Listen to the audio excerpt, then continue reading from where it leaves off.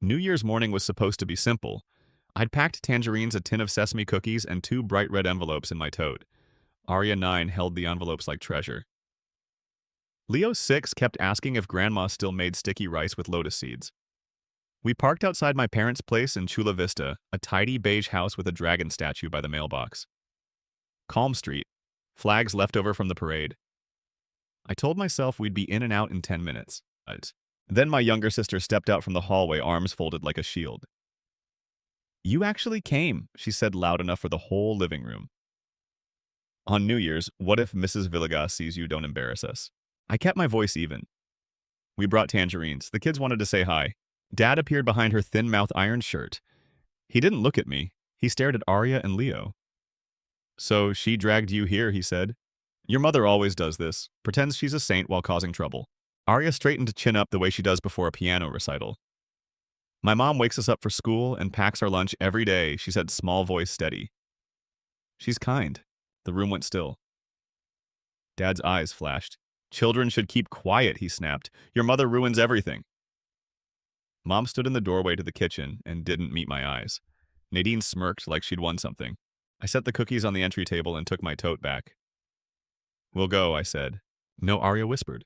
"It's okay," I told her. "We said Happy New Year, that's enough." "Leave," Dad said. "And don't come back without an apology." For what, Leo asked.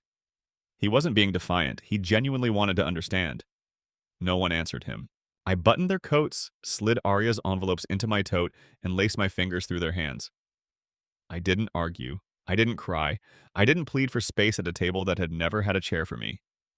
We walked down the 3 concrete steps. The dragon statue watched us like it knew this scene by heart. The door shut behind us with the same heavy click I remembered from childhood. I didn't look back. We buckled in. No one spoke. The scent of tangerine peel and sandalwood hung in the car. I drove slowly toward the coast. Houses blurred. Palms flicked by. Leo traced fog on the window with his finger. Arya stared straight ahead, jaw tight. "Why is Grandpa mad at you?" Leo asked. I forced my breath to slow. "Some people carry their hurt like a sword," I said. "They swing it at whoever is closest. It doesn't mean the person they hit did anything wrong." "But we didn't," Arya said, barely louder than the air vent. "I know," I said. "And you're not responsible for anyone else's temper, ever." The freeway opened and the water flashed blue. San Diego's winter sun has a gentle way of forgiving ugly mornings. Leo nodded off, thumb pressed to the buckle. Arya stayed awake, watching every sign, every lane change like she needed control over something. Our townhouse sits on a bluff where the gulls argue all afternoon. It's small, 2 bedrooms, a little office I carved out of a closet, but it's ours. We took off our shoes in the entry. The kids spilled toward the kitchen. "Hot chocolate," Arya asked. With cinnamon, Leo chimed in, already pulling mugs down. "Deal," I said. I set water to boil and lined up marshmallows like soldiers. The routines we built after we left my ex are little spells. They turn noise into quiet. Fear into something chewable. By the time I was 26, I had 2 kids and a go bag. No rescue was coming. My parents called my divorce a failure. They didn't ask why I left. They didn't ask about bruises hidden under makeup or the way the house felt like a mouth that swallowed sound. They said, "You chose him, and marriage is work, and don't bring shame here." I learned not to bring anything there, not even news. I started over with a used minivan and a bucket of supplies. A neighbor in our old complex needed someone to clean her storefront after hours. That one job became 3. 3 became 7. I turned a mop into a company because there was no other option. I studied online at night. I learned about commercial bids, safety compliance, and eco-friendly solvents. In year 2, I hired my first employee, Carla, who still texts me photos of her kids' report cards like they belong to all of us. We rebranded from Sloan's Cleaning to Blue Harbor Facilities. I taught myself to write proposals that sounded like we deserved to be in the room. By year 5, we had municipal contracts and a crew that could turn a high school gym sparkling in under 4 hours. Last quarter, we crossed $12 million in annual contracts. No one in my parents' house knows any of this. They don't ask. I stopped offering. Arya curled her legs under her on the couch and sipped slowly. "Does Grandma hate us?" she asked, eyes on the cup. "No," I said. "She's stuck." Stuck isn't the same as hate, but being stuck can hurt people too. Leo, now awake, put a marshmallow on his nose and went cross-eyed. We laughed. Laughter is proof that pain didn't win that moment. Still, something about the way Dad looked at me on the porch stuck to my ribs. It wasn't just anger. It was calculation. Like he was measuring what I might be worth and how to pry it loose. The thought slid in and sat there. I packed away the red envelopes. We'll fill them tomorrow, I said. Movie day instead. Kung Fu Panda Marathon, Leo asked. Obviously, Arya said, already negotiating snacks. We made popcorn and built a blanket fort. I answered a few emails under the quilt. A new potential client in La Mesa, an invite to speak at a women in business breakfast. A note from our bank about confirming vendor information routine, but it made me think of my father counting bills at the dining table when I was a kid. He used to tell me I was too serious while he smoothed each bill with his palm as if money needed ironing. He likes the look of order. He never cared about the truth of it. Before bedtime, I stepped onto the balcony. The ocean air was cold and clean. Streetlights made a dotted line all the way to the point. Somewhere fireworks from a late party popped soft and distant. I wrapped my sweater tighter and thought of the dragon statue by the mailbox and Dad's voice like a slammed drawer. I wondered what he was really protecting. Pride a lie. A debt. When the kids were asleep, I opened a drawer and pulled out a folder labeled Proof. Not for court, for me. Copies of every contract. Photos of Arya's first day of 3rd grade and Leo's certificate for most neighborly. Rent receipts from the early years when one late fee felt like the end of the world. A sticky note from Carla that says, "We did it, boss, the day we won our first city bid." I keep these pages because there were seasons when I doubted my own memory. Gaslighting can make even sunlight feel invented. Paper is steadier than people sometimes. My phone buzzed on the counter. Unknown number. I let it go to voicemail. It buzzed again. Same number, then a text, "Call me, it's important, no name." I blocked it and put the phone face down. The old me would have called back just in case. The new me understands that urgency is how manipulators sprint past your boundaries. I slept hard and woke before dawn. I stretched on the living room rug while the kettle boiled. I could still hear Dad's words if I let them in. I didn't.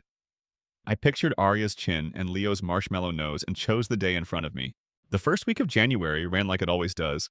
Site visits, crew schedules, school drop-offs, dance practice, dentist reminders. We built our life on small, ordinary promises kept over and over. That's how you grow trust. That's how you grow a backbone. On Friday, Carla knocked on my office door. She's our operations lead, now hair up, clipboard under her arm. "We got a weird call," she said. "A man asked if you were available to discuss family matters at work." He wouldn't give his name. I felt the same cold spark I'd felt on that porch. I smiled. "If he calls again, tell him company policy doesn't allow personal messages," I said. "And that we're very busy." She grinned. "That part's true." The day stretched warm and ordinary. We closed out week 1 on budget. Arya practiced river flows in U at the piano until it sounded like water. Leo learned to fold dumplings with fingers still tacky from glue stick. I made broth. We watched the gulls. We played cards. Normal life expanded around us like a soft quilt. I thought the worst part of the holiday was behind us. I was wrong. A month later, the lock screen on my phone would light up with a name I'd half forgotten how to read. My mother's. And the message under it would start with 3 words I'd waited my whole life to hear and never expected to see. We lost everything. The text landed at 6:14 a.m., gray light barely lifting the room. We lost everything. My mother's name sat above the words like a stamp. No emoji, no greeting, not even my name. I read it twice. My thumb hovered over reply, then I put the phone face down on the counter and finished packing lunches. Arya patted in hair a sleep-tangled crown. "Do we still have seaweed snacks?" "Top shelf," I said. Leo followed, dragging his blanket cape. "Can we bring hot cocoa to go?" On Fridays, I said, "Today is Tuesday." They groaned in harmony. The ordinary sound steadied me. I slipped the phone into the junk drawer under rubber bands and spare batteries. Boundaries can be physical, too. After drop-off, I sat in the car and let the heater blow. My mother's line pulsed behind my eyes. We lost everything. I pictured the beige house with the dragon statue, the glass cabinet of porcelain birds, Dad's careful stacks of bills. I saw the crack before I knew what it was. At the office, Carla knocked and lifted her brows. "You okay?" "My mom texted," I said. "Short version crisis." Carla set her mug down. "Do you want me to run interference? We can route unknown numbers straight to the company voicemail." I smiled. "Anchor always. Yes, please." Work pulled me forward. Morning walkthroughs. A safety huddle at the rec center. Bids for the district warehouse. For 2 hours, I didn't think about the message. Then my phone lit up with a voicemail from an unknown number. I listened with my finger on delete. Sloan, Dad said, voice smooth to reasonable. "Call me, it's urgent, for the family." He didn't say please. He never needed to when he thought the word family was enough. I didn't call back. Instead, I drove to our bank between meetings. Hannah, our account manager, waved me over. "She's detail and backbone. My validator." "Running a check," I said softly, "on something personal." She tilted her head. "Say more." My parents' place, I said. Can you see if there's a notice on the property public record I know? I just don't want to be surprised. Hannah typed quietly, her mouth pressed into a line. Auction posted, she said. 30 days? 2 liens, 1 as a private lender. I exhaled through my teeth. Private meant desperate. Desperate meant dangerous. Thank you, I said. If anyone calls asking about me or Blue Harbor or references family, please log it. Don't engage. Consider it done. On the drive back, the pass bled into the road. I remembered the first time Dad taught me to roll coins for the bank. I was 8. My wrists ached from twisting paper sleeves. This is how money grows, he had said. Discipline. I took it like scripture. I didn't know then that he meant the kind of discipline that erases people. By noon, Nadine's post was making the rounds. Carla saw it first. She slid her phone across my desk without comment. A screenshot of our company page. My headshot. The caption, proud of my big sis. Women in business inspire me, 3 heart emojis. A dozen comments from her friends. Everyone loved the story. No one knew the backstory. I almost laughed. We hadn't spoken in months. 2 weeks ago, she told me I'd embarrass her if the neighbors saw me. Now I was her brand booster. The convenience was fluorescent. I texted Maya, my neighbor and best friend, coffee emergency debrief. 10 minutes later, we were on her patio with 2 mugs and her cranky pug under the table. Maya listened while I laid it out. The message, the voicemail, the foreclosure, the private lender, Nadine's post. Maya blew out a breath. They're building a runway to your wallet, she said. Don't let them land. I feel mean, I said.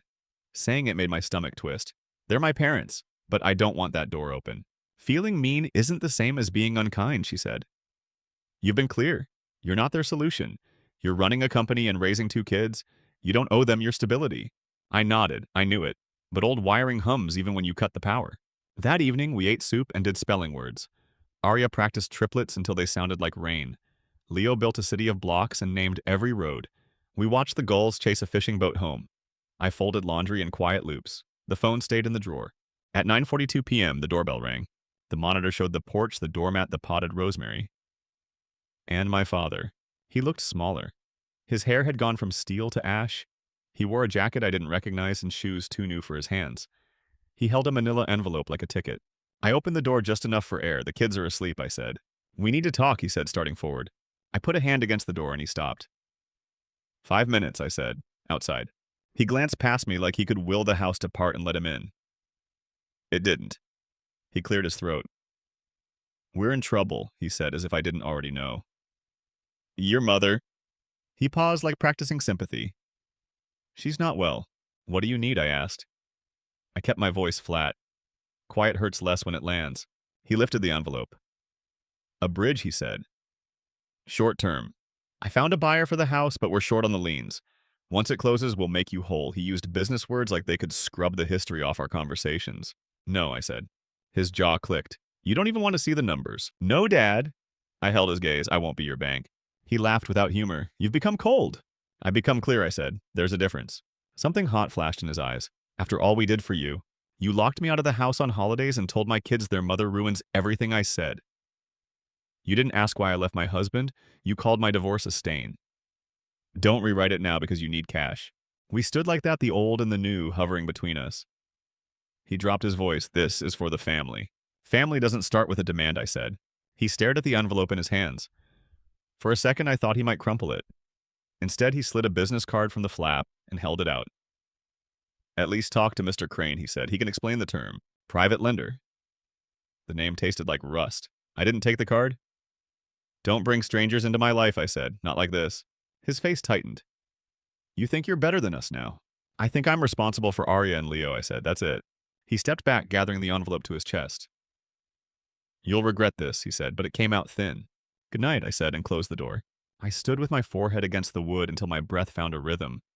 Behind me, Leo's nightlight glowed blue. Arya murmured in her sleep. I locked the deadbolt and slid the chain. In the morning, there were 3 messages from numbers I didn't know. One mentioned urgent lien satisfaction. Another said time-sensitive relief. The third used my first name and my business name in the same sentence. Revealer hiding in plain sight. Dad had given someone my details. I called Hannah. Heads up, I said. A man named Crane might reach out. If he does, I want a record. And I want him nowhere near our accounts. Hannah's voice sharpened. Understood. Also, one more thing. The auction notice went public this morning. Your sister commented on a neighborhood forum asking for community support. She tagged your company. She tagged. Of course she did. At pickup, Arya climbed in with a flyer for the school talent show. Can I play the piano, she asked. Say when I said. Leo buckled in, then leaned between the seats. Mom, Grandpa came last night, right? His eyes searched my face. He misses nothing. He did, I said. He asked for something I couldn't give. Was he mad, Leo asked. A little, I said, but I wasn't. Arya watched me in the mirror. Are we safe? Yes, I said. Always, I meant it. I felt it. Saying it out loud anchored the truth to the day. That night, I wrote an email with the subject line boundaries and sent it to myself, Maya and Carla. I listed what I would and wouldn't do. I wrote that I would not meet lenders' cosign transfer money or disclose business information. I wrote that I would communicate with my mother by letter only. I wrote that any in-person contact had to be scheduled in public without Dad. Maya replied with a thumbs up and a line, I'll sit behind you, sip coffee, and look intimidating.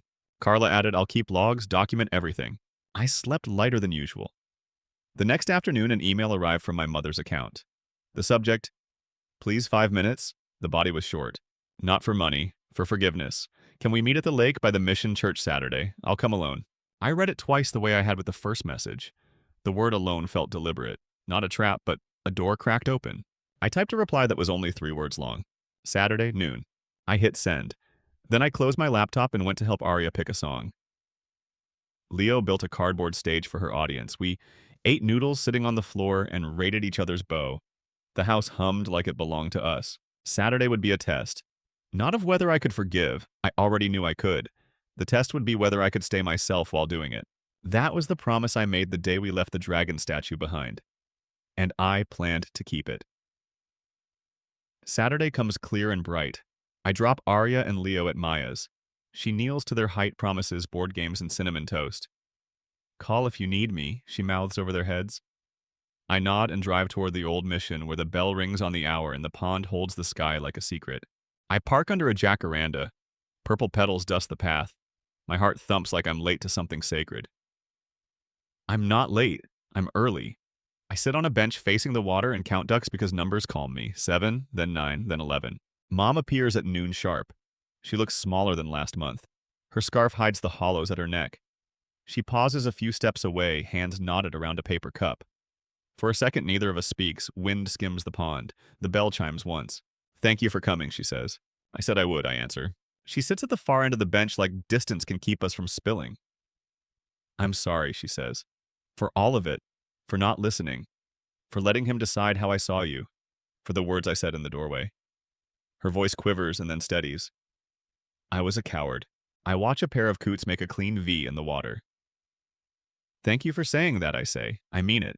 I don't rush to fill the silence. Silence is where truth has room. We lost the house, she says. You probably know. I do. She nods once, like accepting the fact that that I have my own sources. The debts. It wasn't just the market, she says. It was bets. At once. Your father thought he could fix everything with a bigger play. He borrowed from a man named Crane. She flinches when she says the name. That tells me everything. I've heard of him, I say. She grips the cup tighter. Crane wants his money. He's loud when he calls, then polite, then loud again. The kind of polite that makes you feel goulety for breathing. She swallows. Your father gave him your business name. A duck dips. My mouth goes dry. What else did he give him? Your phone, she says. Your email. He pulled your old file out. From when you were in school and opened a bank account. I told him to stop. He said I didn't understand how deals worked. He said family helps. The bell rings the quarter hour. I breathe through the sound. I won't fund their loss, I say in the same tone I use when I tell Leo it's bedtime. Not angry. Final. I know, she says. That's not why I asked to meet.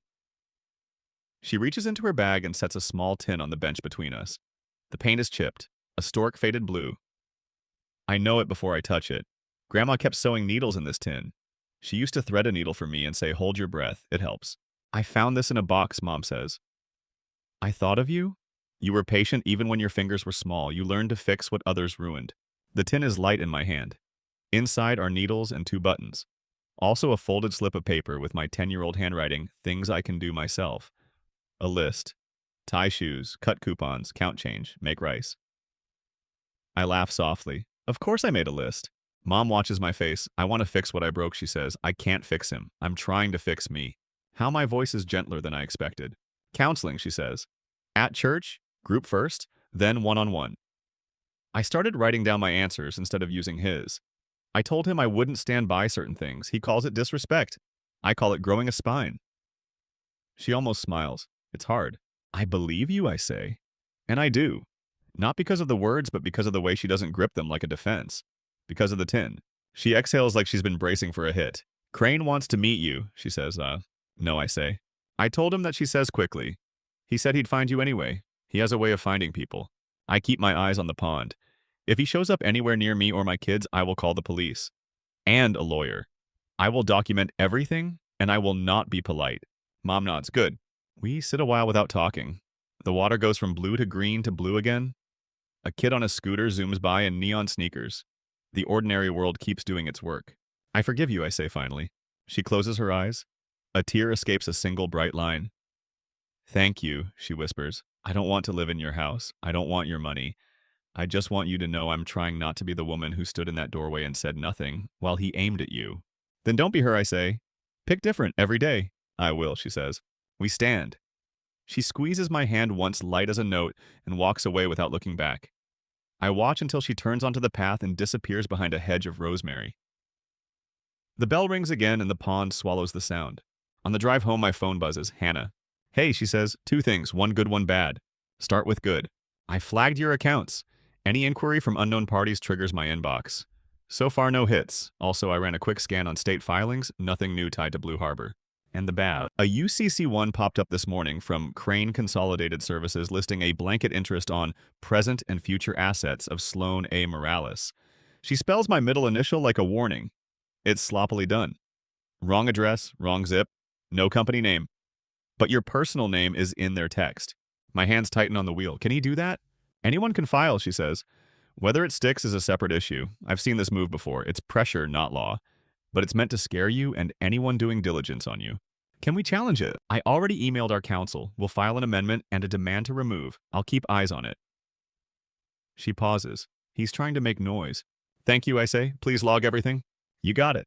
I hang up and breathe through the urge to pull over and scream. Instead, I count mailboxes, then breaths, then reasons to keep going. Arya, Leo, my crew. The list outnumbers the fear. At Maya's, the kids run at me like joyful missiles. Arya shoves a hand-drawn poster in my face, talent show Saturday, tiny stars everywhere. Leo has glitter in his hair. Maya raises an eyebrow. How did it go? She's trying, I say. He's doubling down. Then we double down on you, she says. You hungry? Always. We eat quesadillas at her counter while the kids make the pug perform reluctant tricks. I tell her about the filing. She curses softly, then pulls a legal pad from a drawer. Maya works in insurance. Documentation is her love language. Let's make a timeline, she says. Everything since the first message. Texts, calls, visits, names, times. We write it down line by line. It changes the air. Paper turns chaos into sequence. Sequence turns fear into plan. That night after bedtime, I open my proof folder and add a new tab. Crane. I print Hannah's email. I tape a sticky to the top. No contact. All through counsel. I add today's date. I slide the tab behind boundaries like armor plates. Sunday morning, the gulls bicker outside my window. I make pancakes. Leo shapes his into dinosaurs. Arya eats hers in tiny, perfect squares. We talk about the talent show. She wants to play River Flows in You. She wants a blue dress, not the pink one. She wants me in the front row left side because that's the side she can see. You'll see me, I say. Always. At noon, Carla calls. Weird boss, she says. A man came by the office. Clean-shaven. Gray suit. Smooth voice. Asked reception what time you meet vendors. Said he had a proposal for increasing our cash flow. Left this. She texts a photo of a card. Crane Consolidated in embossed letters. No first name. A number with a downtown exchange. Did he get past the lobby? Nope, she says. We followed protocol. Visitor log. No access. I told him to email info@ like everyone else. He didn't like that. He smiled too much. Document his visit, I say. Date time what he said. If he returns, call the police. He's not a vendor. He's a harasser. On it, she says. Also, your sister posted again. A selfie in front of the mission. Caption family first. I stare at the ceiling. The popcorn texture looks like a map of places I don't want to go. Thanks, Carla. After dinner, I take the trash out. The air smells like eucalyptus and someone else's barbecue. A white envelope sits under my wiper blade. No stamp. My name in block letters like a label on a box. I look around. Street empty. Windows dark. I slide the envelope free and stand under the porch light to open it. Inside is a single sheet. A photocopy of the sloppy UCC filing with my name. A yellow sticky note across the top written in a neat hand I don't recognize. Easy to fix if we talk. See, the porch light hums. The ocean is a low, steady hush. Somewhere down the block, a dog barks twice and stops. My pulse thuds in my wrist. I don't crumple the paper. I don't tear it. I carry it inside, slip it into the Crane tab, and write the time on the corner. I text Maya and Carla envelope on car. Will file report in the morning. The kids are brushing their teeth. Arya comes out with foam on her lip like a tiny walrus. Mom, can we make a sign for my piano on Friday, she asks. Like a name card? Absolutely, I say. We'll use the good markers. She beams. Leo emerges with his shirt backward and doesn't notice. I fix the tag and kiss his head. He smells like bubblegum toothpaste and warm boy. In bed, I stare at the ceiling again. The fear doesn't leave. It doesn't need to. It can sit in a chair in the corner and watch while I sleep. It doesn't get the bed. On Monday, I'll file the report. I'll meet counsel. I'll keep the logs. I'll show up for the left side of the front row. And if Crane keeps knocking, he'll learn what my father never did. My door only opens from the inside. The knock hit at 7:02 a.m., quick, precise. Through the peephole Courier Navy cap clipboard held like a shield. Delivery for S. Morales. I signed. Thick envelope. Crane Consolidated Services, my name in bold. Inside a demand letter, a fake UCC filing, and a line. We can resolve this privately, Monday 4 p.m. I slid it under the toaster and poured cereal, blueberries or bananas. Both, Leo said, cheeks puffed. Left side front row, Arya reminded me, don't forget. I won't, I said, I promised. After drop-off, I filed a police report stalking harassment. Photos of the envelope, the windshield note, the card. If he shows up, the sergeant said block letters marching across his pad, call 911, don't engage. I won't. Then Ms. Patel, quiet carpet glass walls, verbs used like instruments. She read everything, asked 3 questions, and gave me a plan amend and terminate the UCC. Fire off a cease and desist citing FDCPA and state harassment. Seek TROs for home office and school, notify the school, lock my credit, route all contact through her. Do we respond to his meeting, I asked. I will, she said. You won't. Back at Blue Harbor, we tightened gates. New visitor policy, I told the team. No walk-ins, no backdoor, no personal info. If a man named Crane appears, log call me, call police, then erase his face from your mind. Carla posted appointments only, taped our counsel letter inside the desk, sharpened the camera angles. By afternoon, Miss Patel's draft landed sentences like hammers. I signed. She filed. At 3, the school called. A man asked about early seating. The office manager said, wouldn't give a name.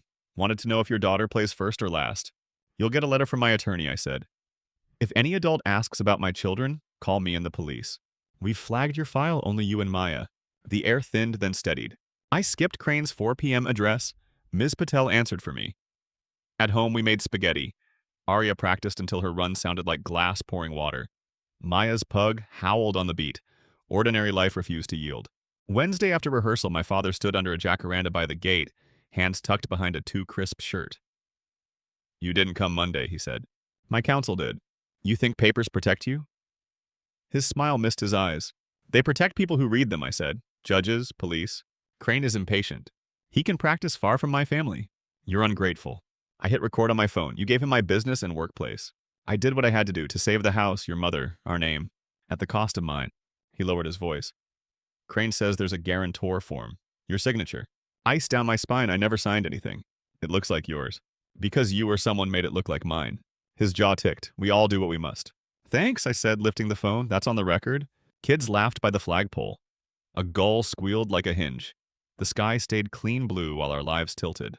Don't come here again, I said. This is their place. Purple blossoms fell like paper cuts around his shoes. I sent the audio to Ms. Patel. Her reply flew back, this helps. Fraud affidavit next. Notifying DA and state AG. Thursday, blurred work lunch boxes, set lists. Arya wanted the soft pedal so it sounds like breathing. Leo begged for a bow tie to match the concert vibe. Friday, we ironed. Maya saved front row left side seats, blazer like armor, lipstick like a flag. We've got you, she said. The auditorium smelled like wood polish. Lights warmed the curtain to amber. Arya bowed to the angle we practiced and began. Midway, a figure slid under the exit sign, blue suit, pale tie, hands empty, eyes busy. Crane. I didn't turn. I palmed Maya's arm. Her phone was already moving. The last chord hung like a ribbon. Applause broke. I looked back. Gone. Under a paper banner, we snapped 5 minutes of pure pictures, then found a yellow slip under my wiper downtown garage, 1 hour stamped. Across the top, neat handwriting, niece piece. See? I filed it under Crane, texted Ms. Patel, and the officer drove home with the windows cracked to let out the perfume of floor wax and applause. At 9:11 p.m., subject settlement. No body, one attachment. I didn't open it. Forwarded to Ms. Patel with 4 words, your move, my kids. Morning, she called. It's a muzzle confidentiality fake admission of debt, a release that keeps their UCC alive. You're not signing. TRO hearing set for tomorrow. By 10, our packet was a spine timeline. Windshield note, garage receipt, school declaration, police report, my father's whisper. We all do what we must, my mother's sworn statement that he gave up my info, and the guarantor form that appeared overnight from a no-reply alias. Ms. Patel cracked it in 10 minutes, expired notary stamp out-of-state commission number. My maiden name and a signature block I haven't used in 7 years. Forgery, she said. Fraud affidavit added. DA and notary board notified. If Crane waives it, he'll eat it in court. Court hummed beige. The judge read our file like a recipe, calm, precise.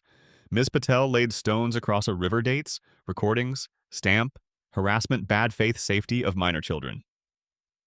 Crane's lawyer fogged. A misunderstanding. A misunderstanding leaves voicemails, Ms. Patel said. This left notes on windshields. The judge looked at the blown-up stamp at my father when the whisper filled the room and finally at me. Do you fear for your safety? I fear for my children's peace, I said. And for my employees. I run a company. They deserve a lobby without men fishing. TROs granted, she said, like offering water. Against Crane and his agents. No contact with petitioner, her children, residence, or business.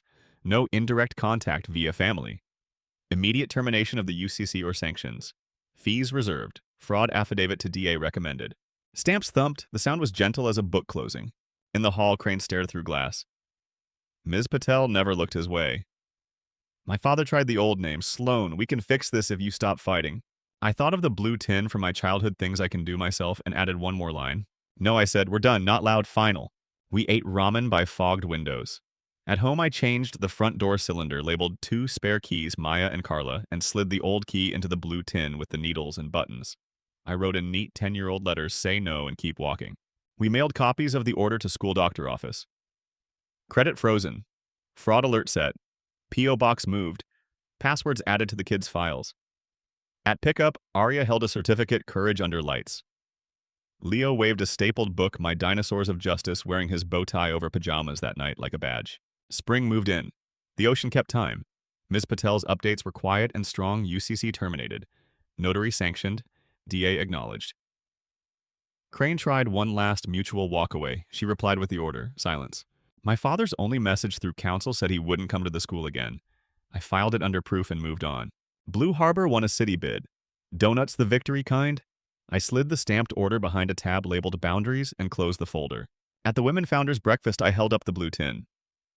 It's not magic, I said. Just a start. A woman my mother's age squeezed my hand. Thank you for not making heroism loud. Arya's spring recital sounded the same and different, same song, new spine. By the mission pond, my mother lifted a small hand. Later she emailed, I'm proud you protected them. I opened my own account today. New PIN, new key. I sent her a photo of the blue tin. She understood. That evening, I archived Peace as it formed Arya's program, Leo's book, the court order, the city's award email, the donut bag. I added one last card behind the tin, opened the good doors. When the new deadbolt slid home, the click felt like an answer. If you've been told to be smaller under someone else's roof, here's my last note. You don't have to burn your past to build a future. Frame it, lock what harms, open what heals. A life is a house, your hand is on the knob. Which door will you open first?